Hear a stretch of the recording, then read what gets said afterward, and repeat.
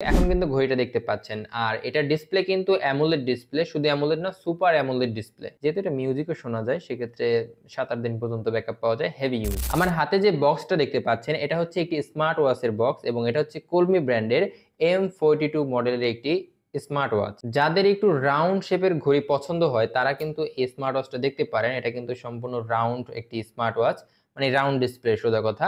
আর এটার বক্সটা কিন্তু খুবই সুন্দর, কারণ আপনি যদি কাউকে গিফট দিতে চান তাহলে কিন্তু এইটা খুবই ভালো হবে, কারণ এইটা হচ্ছে প্রিমিয়াম একটা বক্স। আর হচ্ছে অনেক সময় দেখা যায় কি, ভালো স্মার্ট ওয়াচ হলেও বক্স কোয়ালিটি খুব খারাপ হলে সেই ঘড়িগুলো কাউকে উপহার হিসেবে দেওয়া যায় না। তো এটা কিন্তু আমার কাছে খুব বেশি ভালো লেগেছে, কারণ এটার বক্সটা কিন্তু খুবই সুন্দর। তো আপনি যদি কাউকে গিফট দিতে চান তাহলে কিন্তু এইরকম একটি বক্স হলে খুব ভালো হয়, কারণ এটা প্যাকেজিং করতেও খুব সুবিধা হবে এবং বহন করতেও খুবই সুবিধা হয়।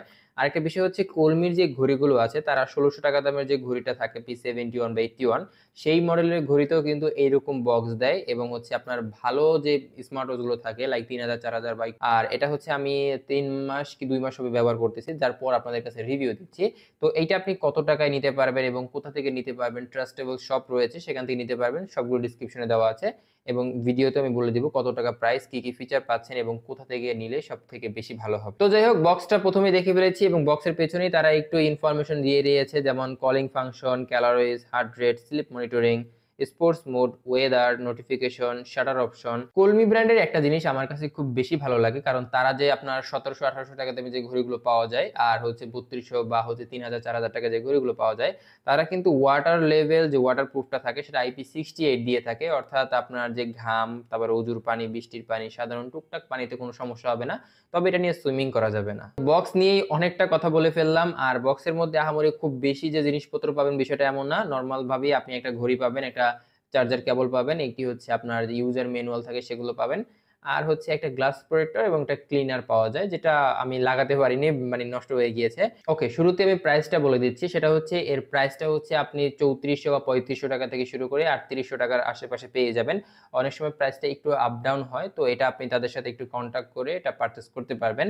আর এটা আপনি জিআরএম শপ থেকে পারচেজ করতে পারেন। এছাড়াও আপনি চাইলে টেকদেন শপ রয়েছে বা স্টারটেক রয়েছে, তাদের কাছ থেকেও পারচেজ করতে পারেন। তো অফিসিয়াল ওয়ারেন্টি হিসেবে আপনি ৬ মাস ওয়ারেন্টি পাবেন জিআরএম শপ থেকে, বাট টেকদেন শপে একটু ওয়ারেন্টি কম দেয়, আবার হচ্ছে আপনার স্টারটেকেও একটু ওয়ারেন্টি পাওয়া যায়। বাট ৩ টার লিংকই আমি ডেসক্রিপশনে দিয়ে রাখবো, আপনার যেখান থেকে সুবিধা আপনি সেখান থেকে পারচেজ করতে পারেন। তো এবার আসি এই ঘড়ির বিল্ড কোয়ালিটি কেমন। কলমি M42 র উপরে যে ডিসপ্লেটা দেখতে পাচ্ছেন, তার পাশে একটি ফ্রেম রয়েছে। এই ফ্রেমটা হচ্ছে অ্যালয় জিঙ্ক, অর্থাৎ মেটালের দ্বারা তৈরিকৃত, এবং আপনার মেটালের উপরে কিছু খোদাই করা, ব্র্যান্ডিং করা আছে আপনার। এছাড়াও যে প্লাস্টিক বডি হচ্ছে পিছন সাইড থেকে শুরু করে চারপাশে হচ্ছে আপনার প্লাস্টিক বডি, এবং এখানে দেখতে পাচ্ছেন কর্নারে একটু ব্র্যান্ডিং করা আছে, তাদের কলমির যে কালার এবং আপনার লোগো দিয়ে একটা ব্র্যান্ডিং করা আছে। এটাও হচ্ছে আপনার মেটাল, অর্থাৎ অ্যালয় জিঙ্ক, আর হচ্ছে উপরের ফ্রেমটা হচ্ছে অ্যালয় জিঙ্ক, বাদ বাকি সবগুলোই কিন্তু আপনি পাচ্ছেন প্লাস্টিক। তো আপনার মনে এখন একটি কমন প্রশ্ন ঘুরপাক খাচ্ছে, সেটা হচ্ছে যে ভাই, এত টাকা দাম বাট প্লাস্টিক বডি দিয়েছে। এটার আমিও একটা মনে মনে প্রশ্ন ছিল, বাট অনেক ঘাটাঘাটি করার পর একটু বুঝতে পারলাম, কারণ এটা হচ্ছে এখনই একটু ওয়েট আছে। এরপর যদি এটা আবার মেটাল ব্যবহার করা হতো তাহলে হয়তোবা এটা আরো একটু ওয়েট হেভি হয়ে যেত, সেক্ষেত্রে লাইট ওয়েট হতো না, আর ব্যবহার করতেও হয়তোবা একটু বিরক্তি বোধ হতো, কারণ একটা ঘড়ি যদি এতটা ওয়েট হাতে ক্রিয়েট করে থাকে তাহলে সেটা পড়তেও খুব বিরক্ত লাগে। তো এ বিষয়ে আমার কোনো প্রকার কমপ্লেন নেই, কারণ তারা যদি প্লাস্টিক বডি দিয়েও থাকে তারপরও প্লাস্টিকের কোয়ালিটি গুলো খুবই ভালো লেগেছে আমার কাছে। আর অ্যাজ ইউজুয়াল পিছনের সাইডে আপনি পেয়ে যাচ্ছেন হচ্ছে চার্জিং টার্মিনাল, এখান থেকে 2 পিন ম্যাগনেটিক কেবল দ্বারা আপনি চার্জ করতে পারবেন।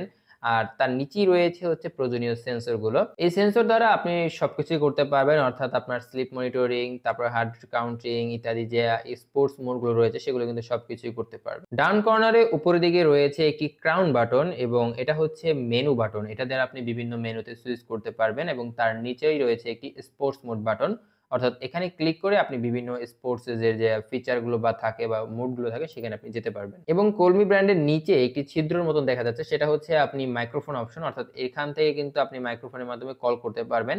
আর এটা কিন্তু ব্লুটুথ কানেক্টিভিটি সাপোর্ট করে, অর্থাৎ আপনি মোবাইল ফোনের সাথে কানেক্ট রেখে সকল প্রকার কথা বলতে পারবেন, নোটিফিকেশন দেখতে পারবেন সকল অ্যাপ্লিকেশনের। বাম সাইডে লক্ষ্য করলে দেখবেন এখানে একটা স্পিকার রয়েছে, অর্থাৎ আপনি যখন কথা বলবেন তখন কিন্তু এখান থেকে সাউন্ডটা প্রোভাইড হবে, এবং সাউন্ডটা কিন্তু খুবই লাউডনেস।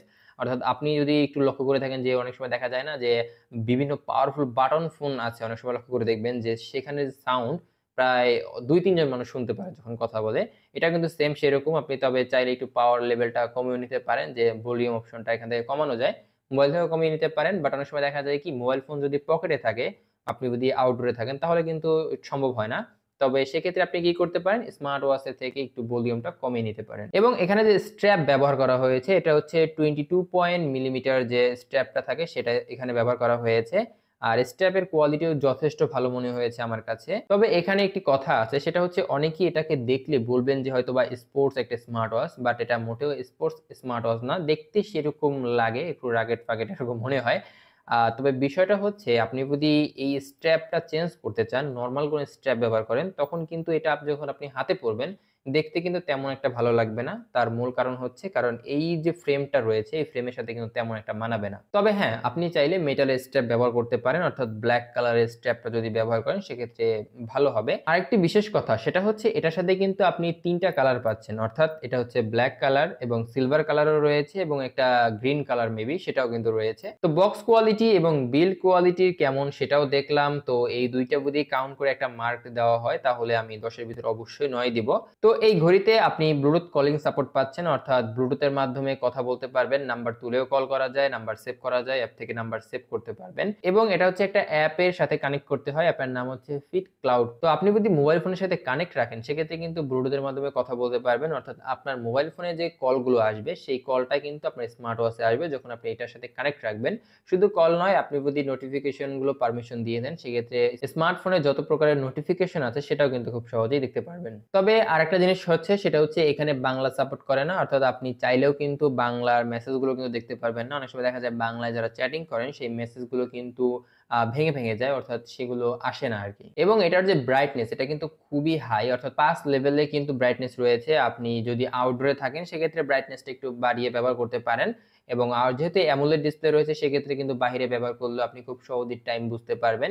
সবকিছু কিন্তু ভালোই বোঝা যায়। এবং এটা যখন আপনি ইনডোরে ব্যবহার করবেন তখন চাইলে একটু ব্রাইটনেস এর লেভেলটা কমিয়ে ব্যবহার করতে পারেন। সেক্ষেত্রে চার্জিং ব্যাকআপ একটু ভালো পাওয়া যায়। আরেকটা বিশেষ কথা সেটা হচ্ছে এই স্মার্ট ওয়াচটা কিন্তু স্ট্যান্ড বাই ২৪ দিন প্লাস চার্জ থাকে। অর্থাৎ আপনি যদি ব্যবহার না করে থাকেন, টুকটাক ব্যবহার করেন তাহলে তো ২৪ দিন প্লাস ব্যবহার করা যায়। আর আপনি যদি সার্বক্ষণিক মোবাইল ফোনের সাথে কানেক্ট রাখেন সেক্ষেত্রে দেখা যায় কি ৭-৮ দিন পর্যন্ত ব্যবহার করা যাবে। এটা ২৪ ঘন্টা যদি কানেক্ট রাখেন, কথা বলেন, মেসেজ আসে ইত্যাদি সবকিছুই।